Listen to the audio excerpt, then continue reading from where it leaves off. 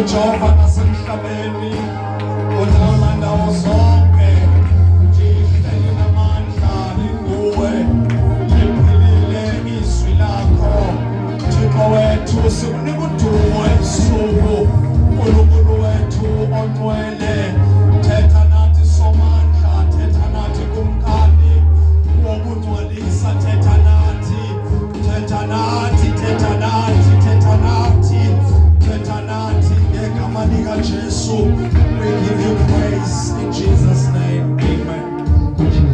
Sihlale phansi bazalwane sizobona izwi lenkosi encwadi uMatthew chapter 10 ivangeli ke mayibongwe ngaphandle nje kochitha ixesha sokwenza nje lento ndicela ukuba ndiyenze ndinikezele inkonzo haleluya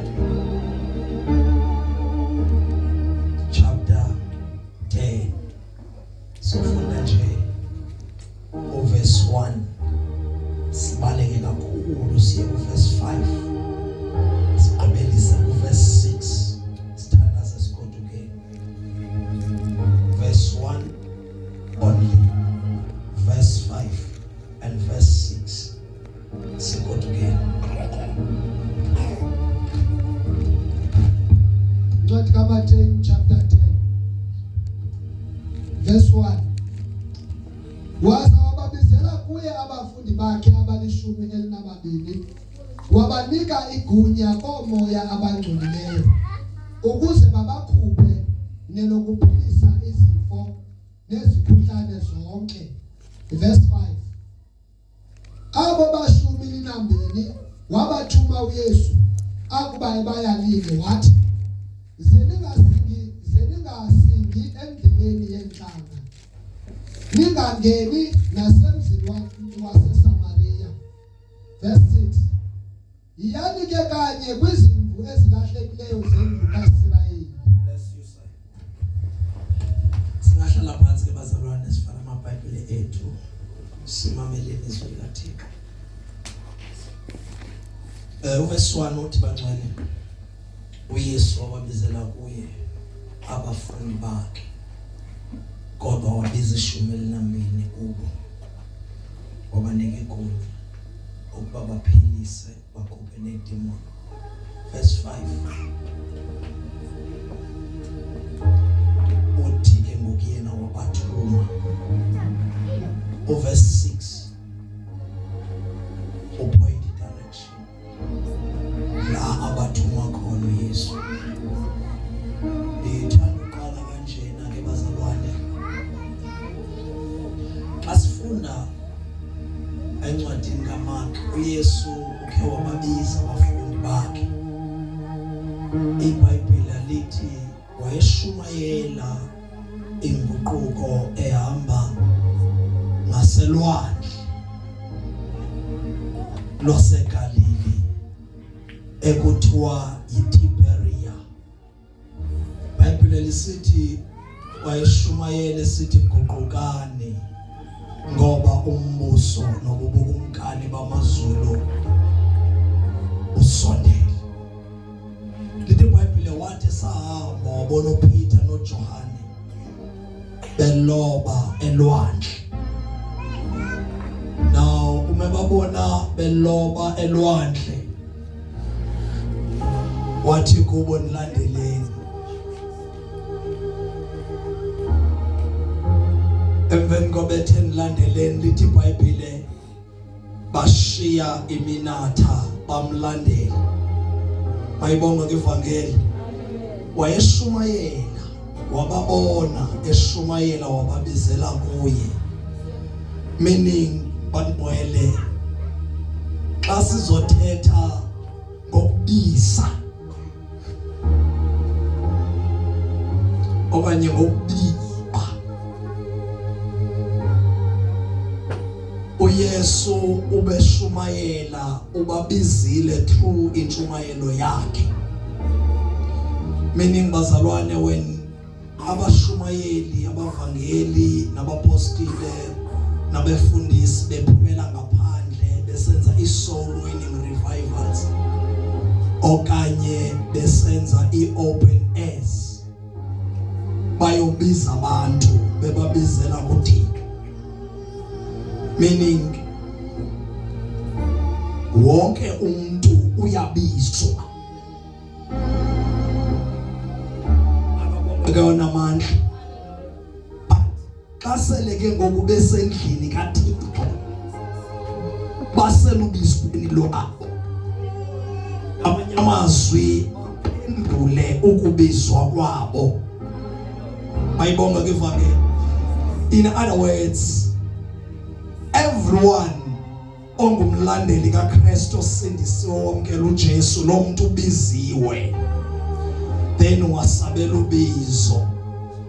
There is into engacaciswayo ngabashumayeli bathi babiziwe as if abanye abantu ababizwanga, kanti everyone is called.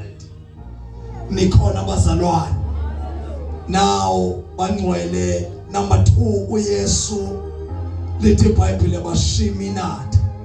In other words, ababizweyo babizwa bashiye bebekwenza nebexakeke ko balandele yena. Abamlandeli nezinto ebebebhizizo, but bashiye izinto ogqiba bamlandele. Nisekhona kodwa bazalwane.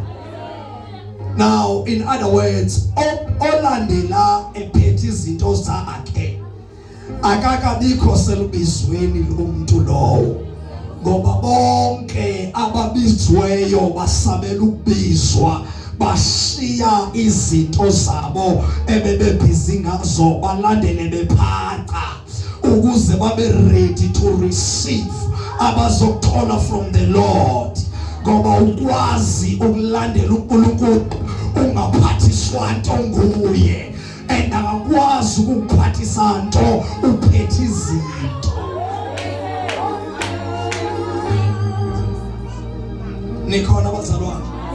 Now what asobabona ke ngokumpostile ba bashiyile then beza kathethanga bekashiyile ngobabona mana bashiyile, they are ready ukuba bangayifumana imessage elandela emveni koyisani. Then waqala wathetha uthi ndizawunenza ababambisi babantu. Akathi ningabalobi babantu then go niyoloba abantu, but uthi ndizawunenza abalobi babantu. Ngamanye amazwi it's a promise, noma it's a prophecy. Dibeke ngalendlela yanamhlanje bazalwane okanye nizoyi-understand. It's a prophecy. Now akathi hambani, but uthi ndizonenza. Ngamanye amazwi uthi hlalani nilinde ukwenziwa ndim until mna mntu nenzayo ndithi hambani. Because uba nina ningahamba niyokwenza mna ndingatshongo uba kwenziwa njani, ndingatshongo noba banokwenza, mhlawumbi ingakhona impazamo. My God, sinengxaki ke nebandla namhlanje elithi kusothiwa ndizawukwenza umlobi wabantu bese liphuma lihambe liyoloba, lingafundiswanga indlela yokuloba. But abapostile bahlala naye wabafundisa indlela yokuloba until yena watasababona baba ready to go and fish. La ku verse 10 wababiza again. Nikhona bazalwane, wababiza again. And anthanda ukusebenzisa igama elithi wababiza, thanda ukusebenzisa igama elithi he appointed them, wabonyula wabaqhonga, because ngela xesha ababizayo bebengesengabo boyi-12 abafundi bakhe noba abalandeli bakhe. Siyakhumbula uke wahlutisa wondla amadoda ayi-500 namakhosikazi awo nabantwana ngeloves zonke ezinhlanu nefish ezimbini ngabafundi bakhe abo. But masifika la akabizi 500 men namakhosi abo ubiza only 12 from them. Ngamanye amazwi phakathi kwababiziweyo there is or there are the appointed ones. Sibiziwe sonke kodwa ukubizweni kwethu sonke kukhona nabonyuliweyo nguNkulunkulu. Umahluko phakathi kwami nawe ukuthi wena ubiziwe, mina ndabizwa futhi kodwa ndaphinda ndonyulwa. Hallelujah, hallelujah.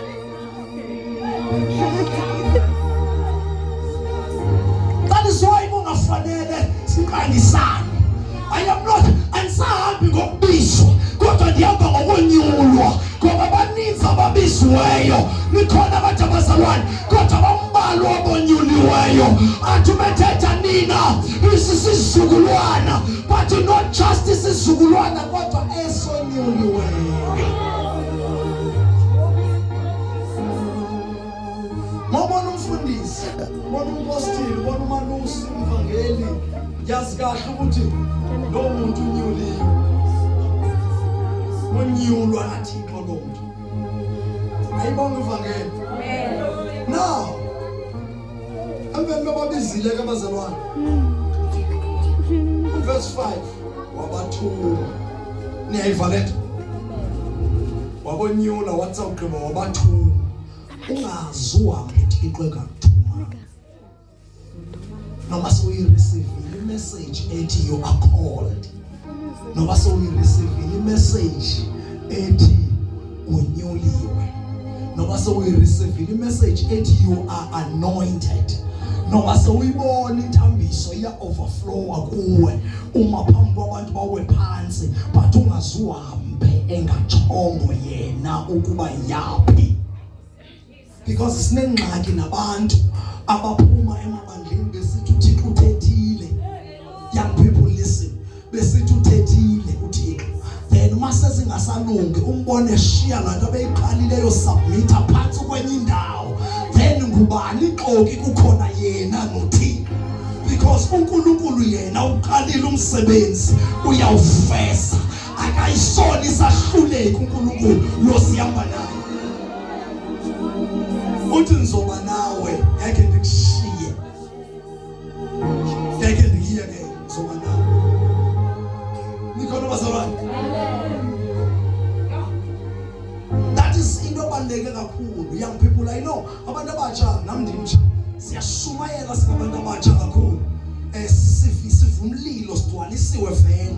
Nikhona abazalwane but ungaze uphume uyokwenza uNkulunkulu engachongo.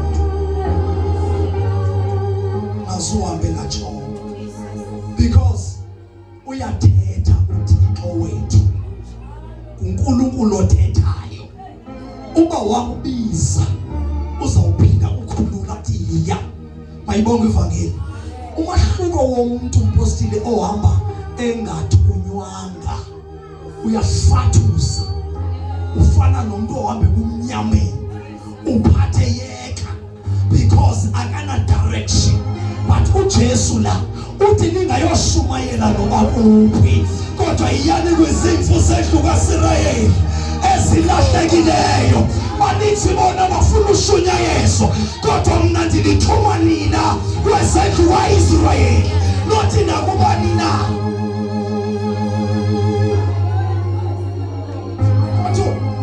Abantu abaphume baya kwizimvu bengathunywanga bengena direction bayakwazi ulanda ezi zingalahlekanga.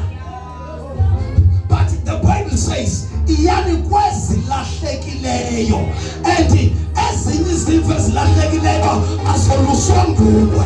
Izimvu nezimvu zinomalusi wazo. That is why iyani kwezindlu kaIsrayeli nina nizileke ezinye. Nikhona bazalwane.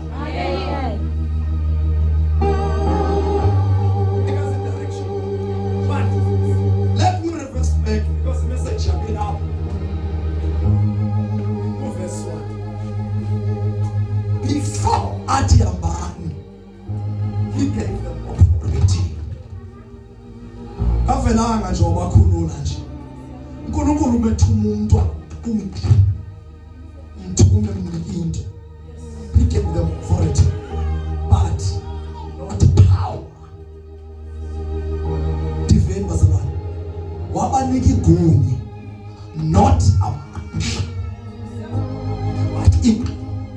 There is a difference between igunya namandla. That is why uYesu engathi ndinika amandla okanye anike abayeke nje okanye athi igunya. But uthi ndinika igunya. Amandla ayithinta ngendaba yakho. Nikhona bazalwane. Umahluko between kwegunya namandla. Igunya alenzi impositive kodwa liyenzisa. Nikhona umpela meme phakathi ndawo. Athi ku brother Magoda konzo mayingene. Hlabelela brother Magoda aqhubile service. Umpela akahlabe afake inkonzo. Akaqhubile service. But usebenzisa igunya. Then amandla wona ame ngaphambili enze. Siyafana bazalwane. Amandla wona wathubeli ayenza. Ivangeli ke mayibonga lokungcwele. Now okay. iBhayibheli ambani ke na uthi iBhayibheli obaniki kuyo wathi mabahambe bayophilisa imimoya bakhulule ababotshiwe. And the authority uYesu wayebanike yona, it was only for that time, because awunikazwe igunya abelela akuthethi into bana nangomso kuzawuthiwa isihlabelele. Nikhona bazalwane, kumele ulinde unikwe elinye igunya nangomso kumgunyazisi athi ima ngaphambili uzohlabelela futhi. Nikhona bazalwane, abafundi uYesu abanike igunya wathi niphilise. Lithi iBhayibheli baphilisa bashumayela kwaguquka abantu. About the gospel of Jesus Christ is power. And uYesu when beshumayela bona bephili bethandazela abantu bebathandazela with authority bethetha ngegunya kwimimoya besithi phumani. The amandla that is within Jesus abekhulula bona abantu. Amandla bephilisa abantu abengaphuma emlonyeni yabo kodwa bephuma kulo amandla obanike igunya lokwenza.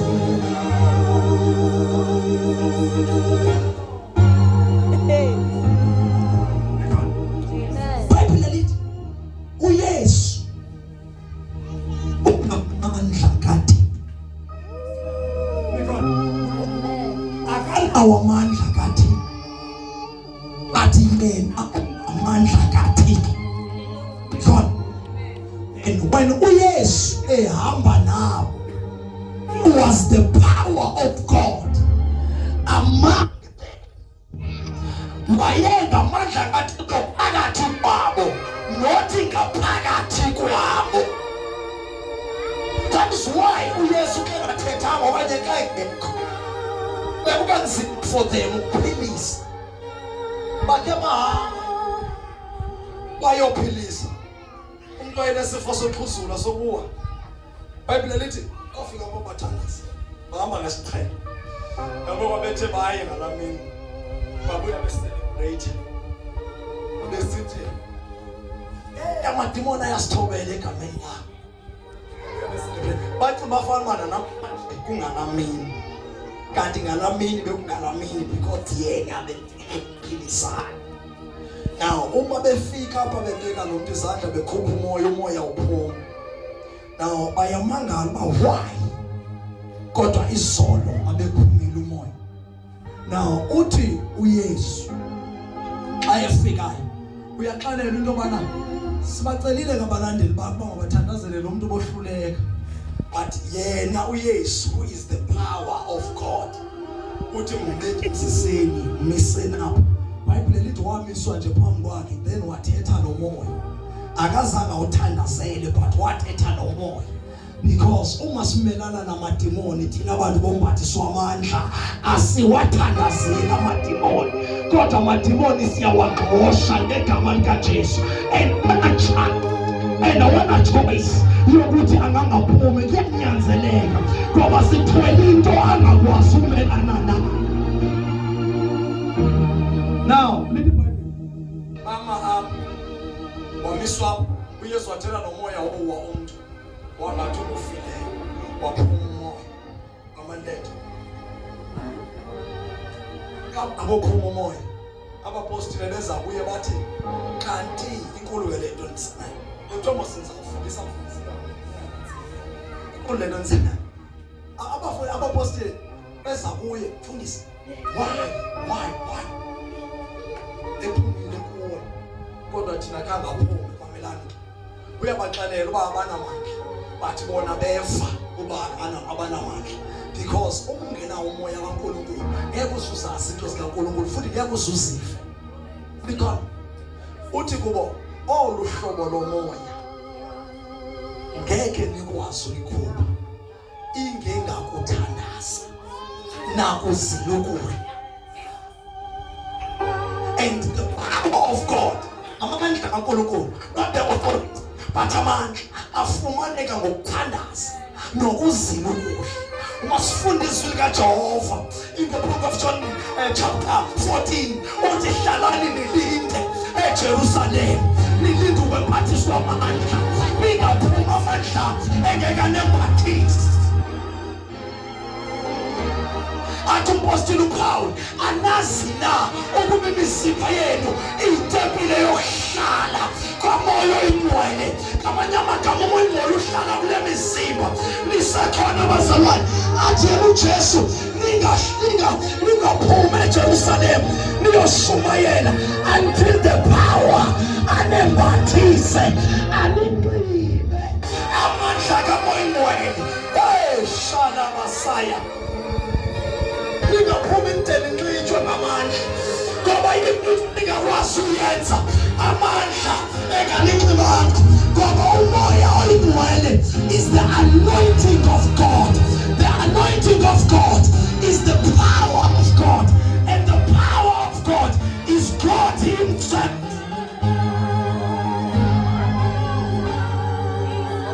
Ngamanye amazwi njengoba besithi uYesu was the power of God among the people, umoya oyingcwele was the power of God inside of amadoda abo bantu. Wayengamandla in fact wayengengokungamandla ngaphakathi kuthi. That is why Satan amadimoni akhakhazela ithi phumani ngegama likaJesu. Amadimoni ahambe wangena abantu begula baphume bephilile ngoba sombetha amandla kaNkulunkulu. Mamelani, balinda eJerusalem. Yagqiba ngoku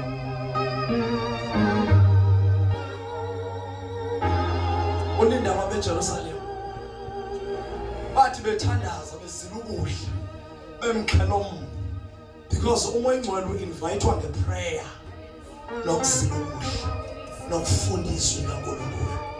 Behleli ke bona befundiswe bethandaza kodwa bengaphumi ngoba yena uthe kufuneka niqale nambathiswe. Lithi iBhayibheli ke bathi besathandaza ngenye imini kwavakala isandi somoya omkhulu ofuthuza ngamandla. Kwaqala kwatshintsha indlela ebebethandaza ngayo, kwaphuma izilwimi engathi sezomlilo kubo. Nisekhona abazalwane, and the Bible says after befumene lezo lo mandla angaleyo mini baphuma babheka emnyango omhle wetempile. uJohane hamba noPetros bafika kufunqula indoda yayobekwa emnyangweni icela amalishi. When befika emnyango bafika indoda yacela izipho kubo ngoba yayifuna izipho umthetho wayo. Bathi bona igolide nesiliva asinayo kodwa sinako gogo sikunika kona egameni likaJesu sukuma uhambe. And the Bible says bamphakamitha kwenze njani babethiswa amandla. If amandla bekhona bezoqhubeka kodwa namhlanje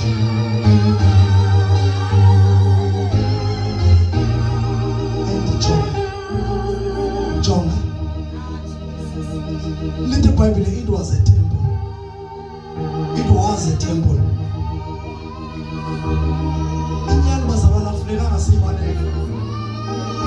It was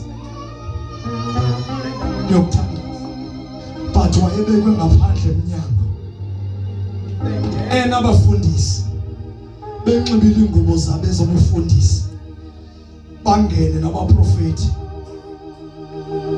Aphinda afunqulwe laa mntu engaphiliswa ngabantu. kodwa on that day fika not just abefundisi, bafika not just abaphostoli, kodwa bafika abambathiswa amandla, ngoba abafundisi bahlukile, abaphostoli bahlukile, ababanga befundisi bonke kodwa bafani. Kukhona uhlobo lwabefundisi olunetshiswa angeke ulandelwa imiqondiso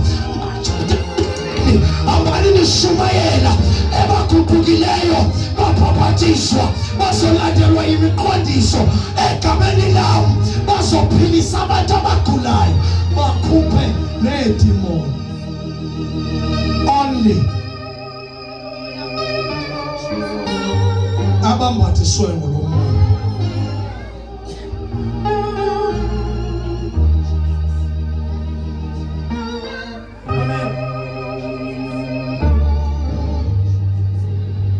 Kuyakwazeka uba bamkholo uThixo baquqele endlini kaJehova kodwa lo moya bangabi nawo. Amina. uPaul udibana nabafundi bakaJohane, yayingamaKristu, yayingamaclawa futhi yayingamasindiswa, ladibana noPaul kodwa uPaul kuwona kholwayo nje nawamkela nomoya ingcwele, and bathi bona zange sefa. Then uPaul lithi iBhayibhile wababeka phambi kwabo, wababeka izandla, wabawela umoya ingcwele, baqala bathetha ngezilwimi. Yo athi uPaul efundisa amaKorinte 14 athi ndinga nonke ningathetha ngezilwimi. Why ezothi uPaul ndinga nonke ningathetha ngezilwimi? Uba wonke wakhonza faith mission, ngakhe naba ngu5 bazalwane, inkonzo yasekhaya nandikhulela khona ndimncinci. Mamelani, akami epulpitini umuntu wefaith mission ongekathethi ngezilwimi ngoba akakabi namoya. Ngoba akakabi namoya. Nikhala bazalwane, bathi asikashunyezwa ngumuntu ongenamoya. Mayibonge ivangeli. Because umoya ingcwele izilwimi isymbol yokufumana umoya ingcwele. That is the first gift umuntu ayifumanayo before I'm a prophet.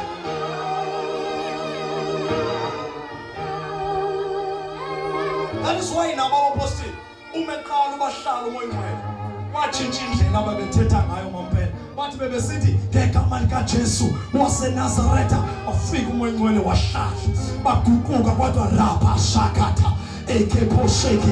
Indlela bebethandaza ngayo itshintshile. Kubenze njani lahla lomlilo wezulu liphezu kwabo, because alukwazi ukuhlala phezu kwakho and you remain the same. Siyathandaza.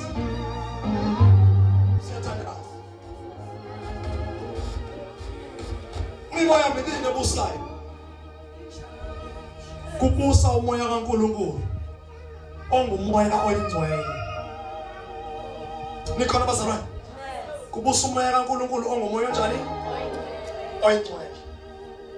Then kube sekubusa umoya kaSathane. Hallelujah. Kuthiwa the evil spirit xa ebizwa ngesilungu umoya ongcolileyo ngesixhosa. Mayibonge ivangeli. So if ungumzalwane ongena moya ingcwele, possible into yoba ukhona umoya okungenile okanye oza kungena, but usothole umoya oyingcwele, umoya ongendawo indawo empilweni yakho. Amen. Hallelujah. Ayibonge ivangeli. Ayibonge ivangeli. Usuthola umoya ingcwele, umoya ongendawo wenza njani? Phelelwa indawo empilweni yakho. You will never even uhlabelele into enomlilo, into enamandla ungekakutholi yena, because njengoba uhlabelela ngaye engekho kuwe.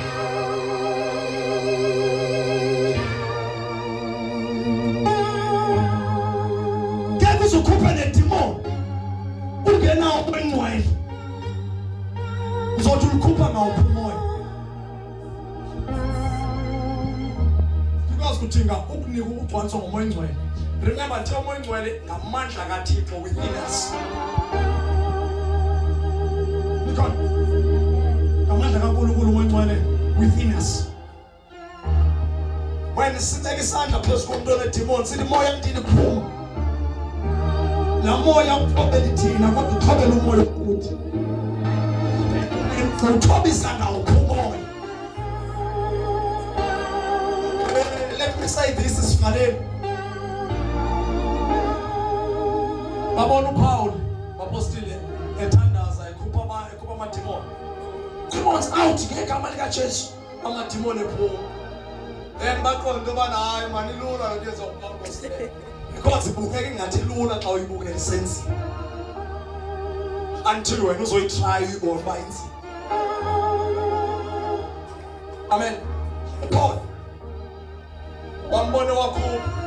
Ngabona umuntu onedemoni na. Ayisiyosebenza Paul usebenza. Kulamntu. Bafika ngamademoni. Ngegama lika Yesu. Lo uPaulos anikhupha ngaye. Akala amademoni athi uPaul siyamazi. NoJesu siyamazi. Ningobani nina? Because umuntu sishumayele Atlantis, amademoni aseCape Town ayasazi. Uma sifika ayathoba. Ngoba whenever when we go down, siyawaphazamisa. Siyaziwa mkhathi.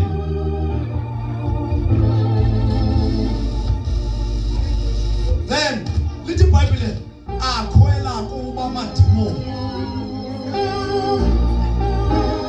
Abalimaza abaduma bangaka. Because bona abafumenanga into eyiwe khupha amademoni. And bona bathemba nguPaul okhupha amademoni kanti into engena uPaul yiwe khupha amademoni. Ubunapha kule ndawo umoya ingcwele zanga wofumana. No, nansi ayifuni ivuthele. Ayifuni ivuthele. Because abantu baxa bamkele uYesu bathola umoya ingcwele. Kanti jonga. Abapostile babemthola uJesu. Bathi uJesu wathi hlalani nilinde eJerusalem. Nilinde ukubhathizwa. Niyavuma zamani? Ngamanye amazwi uyakwazi abafundi bakaJohane aba bathi kuPaul zaseva babemthola uJesu. Ngoba uYohane uloka lo lithi iBhayibheli wayengqina ngoYesu eshumayela uKristu ebamkelisa uKristu bona bengamazi ebabhaptiza futhi egameni loyiselonyane lomoya ingcwele. Nikhona abazalwane but uthi yena xa thethayo uPaul uthi ke ngoku uJohane kusemveni kwami engafanelanga nokubamba imitya yempathatha zakhe yena uzonibhaptiza ngomlilo nangomoya ingcwele. Mama nento abazalwane. Mama nento. Aba badibana noPaul basindisiwe umfundisi. uYesu bamamkele kodwa umoya ingcwele abanayanga bamamkela. Funa abantu abasindisiweyo namhlanje. Abathi uYesu ndimamkele but I need the spirit of truth. I need the advocate. Ndidinga ummeli wabonayo. Ndidinga ndidinga umoya wenyaniso. Ndidinga lo moya lithi iBhayibheli kuGenesis was hovering upon the waters. Ndidinga lo moya.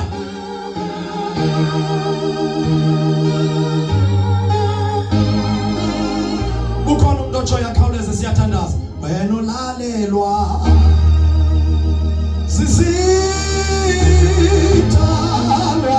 Khawuleza uthi wena ndifuna umoya ingcwele. uJesu uthi naye but andikathethi ngesizulu. Andikabi na gift kamoya ingcwele esendiyifumene. That is the symbol yomoya ingcwele akabi nayo. Khawuleza uze ngaphambili.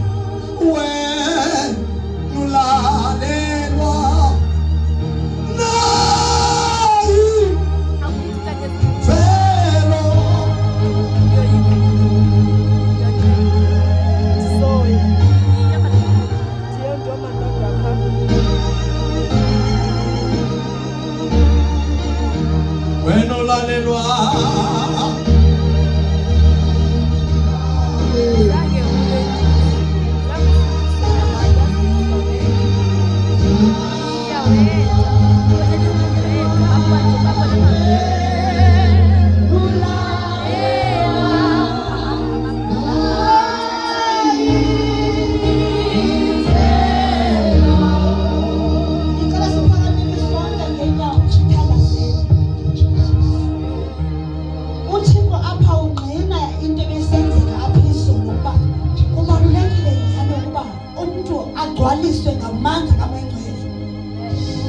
uthi bakufundisa phezulu bethatha umoya engcwele bagcwaliswa phezulu abazalwana ngamandla kamoya engcwele inoma kungekho umuntu ozayo nje kuba begcwaliswa phezulu so uThixo ungqina lonto ba kubalulekile ukuba umuntu makahambe